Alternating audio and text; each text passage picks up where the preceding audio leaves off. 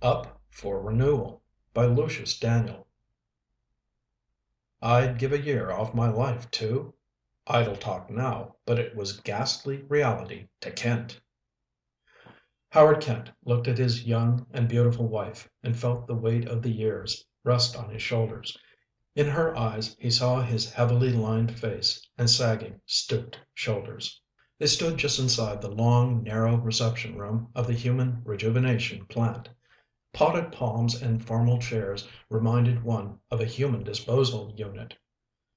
"I have a confession to make, darling," he said. "Oh, no, Howard, not now. I take for granted you've done the usual things in your youth." "But and we needn't have hurried so, as you can see. Now we'll probably have to wait hours in this perfectly dismal place." She looked as young and fresh as he looked old and dusty, he thought, so out of place in this kind of establishment. He had always loved small women.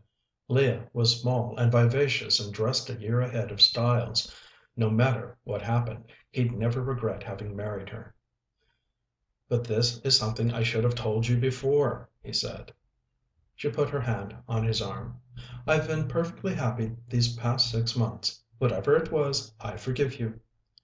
"It's not that. I'm talking about my age. I didn't think you'd marry me if you knew how old I really was. I put off telling you and figured you'd see my birth certificate at the wedding ceremony." "I never even looked at the silly old thing." "Well, darling, I looked at yours, and I felt a little guilty in marrying a young girl of 23. But the fact is, I'm 65. I've been rejuvenated before." "I rather suspected it, when you started aging so suddenly last week," she said. "Before that you didn't look a day over 30. But it doesn't matter." "It's worse than that, Leah." His face worked convulsively. "I've been here twice before. This is my third trip." "I'm too modern to act shocked, Howard. If you didn't want to tell me before, dear, it's perfectly all right." "Look, darling," perspiration stood on his forehead. "You don't seem to understand. But then you never could add or subtract. Now listen carefully. Each trip clips 5 years off your lifespan." "Everyone knows that, of course. But it's better to be young." "It's better to be alive than dead," he said harshly. "But your doctors have given you a longevity span to the age of 90. Suppose it was 80 instead of 90." "Oh, dear, you worry too much," she said. "Doctors don't make such mistakes." "They can't give me a guarantee. You see, 3 of my ancestors died from accidents. The prediction of 90 years is based on the assumption that they would have lived a normal lifetime." "They make few guarantees. You know, all you men are such babies at a time like this." "Yes, but if it is 80, then I'll come out not a rejuvenated man, but just a handful of dust." "Oh, that can't happen." "Look at it this way." He paused a moment while taking in her youthful appearance. "From now on I wouldn't look much older, just a little grayer and perhaps more stooped. Then I'll have what's left of my longevity, plus the 5 years this rejuvenation would clip off." "Why, Howard, dear!"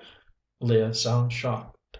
"You don't know what you're talking about. An aunt of mine elected that choice, and it was perfectly horrible. She drooled the last few years of her life and was helpless as a baby."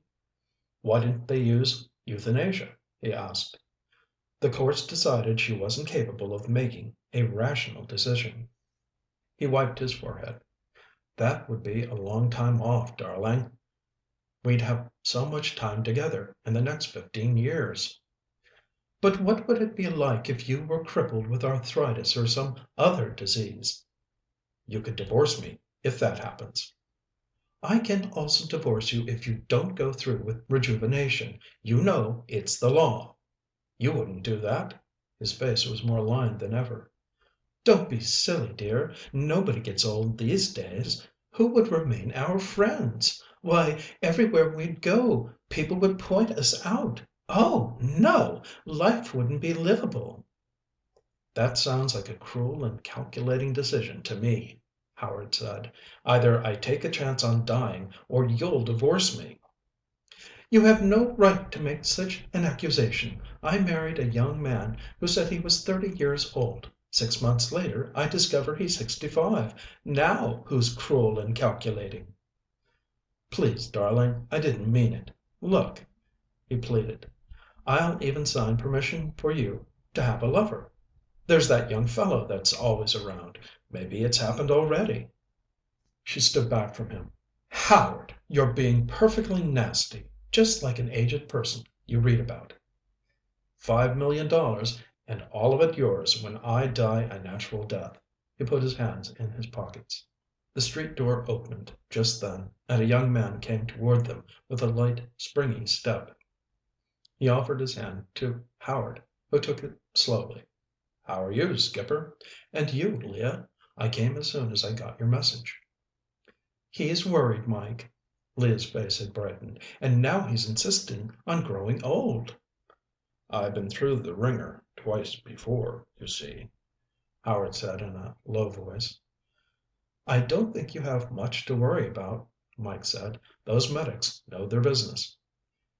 "Aging is a nasty process." Leah wrinkled her nose as if she smelled something offensive.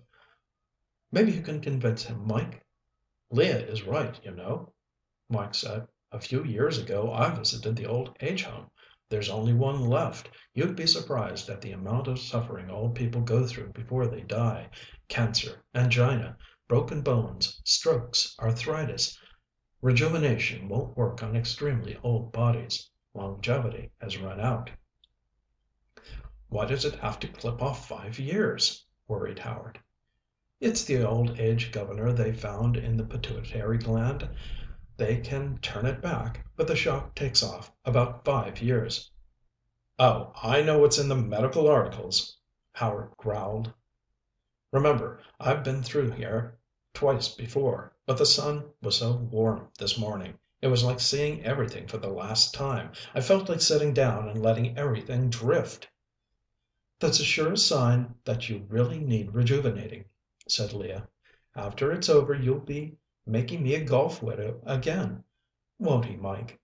"Of course. He'll come out raring to go." Howard looked from Mike to Leah and back at Mike. Age was no match for youth. If love hadn't started between them already, it would soon. At the end of the long room, a door opened and two nurses entered, starched and antiseptic. "Your room is ready, Mr. Kent," one nurse said. Howard shuddered. Everything is so horribly familiar. The pill to erase the worry, which doesn't work. The cart you ride on, which makes you feel like a carcass. The little bump as you enter the regeneration room. Then you get a hypodermic and crawl into a long boiler tank.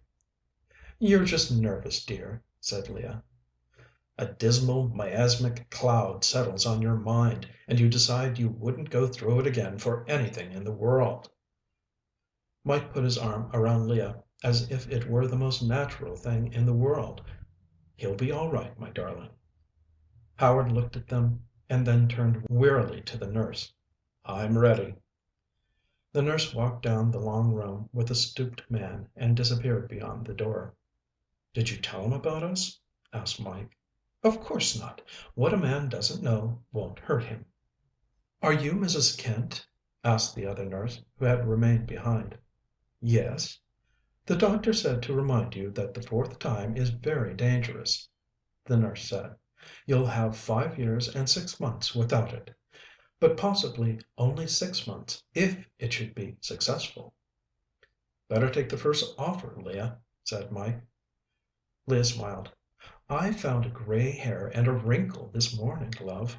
Better 6 months of youth than 1,000 years of old age." She went into his arms. "Don't worry about what happens, love. You'll have a lot of fun in the next 70 years." He kissed her and held her closely. "I've got to go now," she said. "I'm so grateful you were able to get the forged birth certificate." Her high heels tapped rapidly on the tile floor as she walked down the long room with the other nurse. "Good luck, Mother," he called after her. Up for Renewal by Lucius Daniel.